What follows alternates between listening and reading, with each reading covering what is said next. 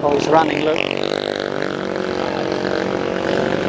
Good morning, everyone. We're back on the road with DOTr-SAICT, and today they're in Manila City doing a roadworthiness inspection operation for public utility vehicles. Primarily that could be jeepneys, buses, and so on. Although you can see like that, for example, they flagged down a motorcycle where both the driver and passenger are wearing unauthorized helmets. And unfortunately, this is just one after another of riders they've been flagging down with unauthorized helmets or no helmets at all. And of course you'll see the driver's also wearing slippers. They just flagged down this rider here because unfortunately the young lady on the back is holding the helmet rather than wearing it, although it's not an authorized motorcycle helmet anyway. It's designed for bicycles, skateboarding and that kind of thing. And just over there they flagged down another motorcycle. Unfortunately both the driver and passenger, again a student by the looks of it, no helmet.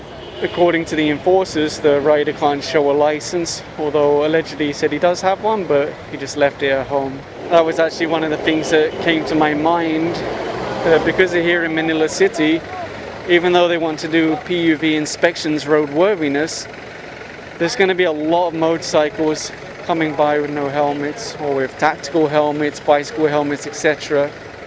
If they try and test this Jeepney's brake lights or indicator lights, you're obviously going to see that it's not even installed, at least on one side.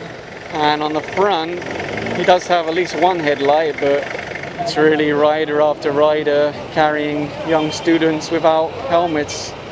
Unfortunately, this rider is also missing any mirrors from his motorcycle, and he's driving in slippers too. The truth is that while you hear a lot about road safety, as I said that, someone comes along riding a bicycle with the helmet on the handlebar instead of the head. Anyway, you've got the pink lights and the green lights, but I wonder if the headlights are going to work, because that's a common complaint of people. They'll say that a Jeep has every kind of light except for the lights that they're meant to have. Unfortunately, while the driver has a working brake light on one side, the lights on the right side don't appear to be working. And then if you look at the tires, they're not in great condition, to be honest. Unfortunately, there's another motorcycle, driver wearing slippers, passenger with no helmet.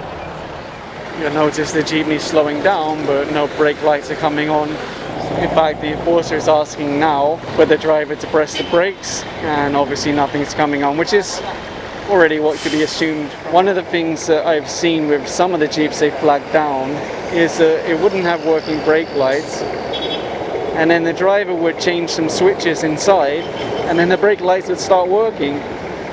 So it means that sometimes they're wired in a way that they can't actually be switched off. I'm not saying that's the case here, by the way, but just something that I've noticed during their inspections.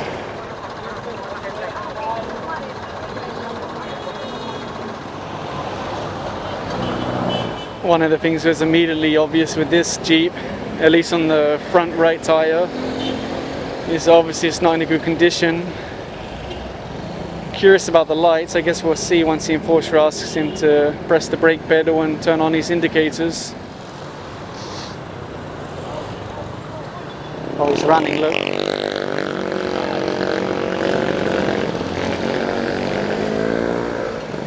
Now, often if something like that happens, you'll see in the comments section people are saying, oh, they're weak, they should have grabbed the handlebar, they should have kicked the wheel, they should have pushed them down. They're not authorized to do that. They're not allowed to purposely make someone crash like that for a traffic violation. And I'm sure if they really did do that, the comment section would be the complete opposite, saying they're abusive, that they're out of control and everything like that.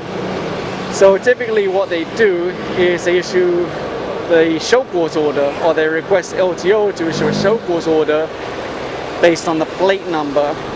Although what you may have seen recently is that SAICT has been telling LTO to just suspend the license immediately, 90-day preventative suspension, until the case is resolved.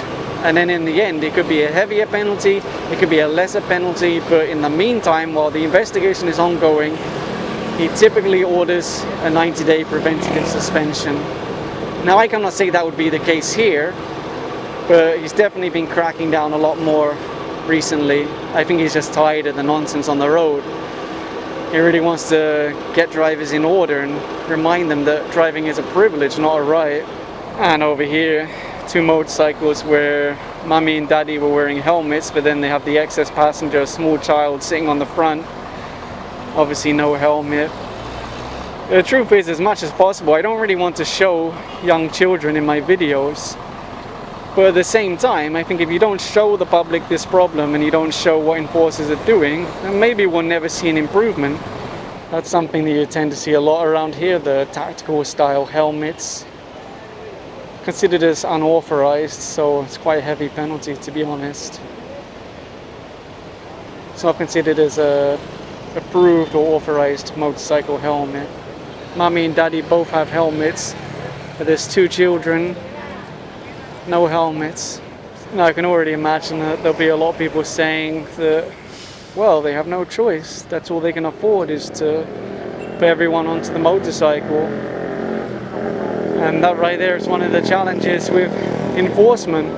And honestly, that's one of the reasons why a lot of times it's not enforced, because enforcers on the road understand the challenges that people have in their daily lives, and a lot of the time they have pity. But the unfortunate consequence of that is that if you don't enforce the rules, especially with regards to road safety, things get worse and worse and worse. More people replicate it. You have more and more accidents, more and more people getting hurt, and it becomes a big problem that it's very challenging to fix. That's really the difficulty, is that a lot of people consider themselves as having no other option except to fully load the motorcycle with as many people as they can and hope for the best.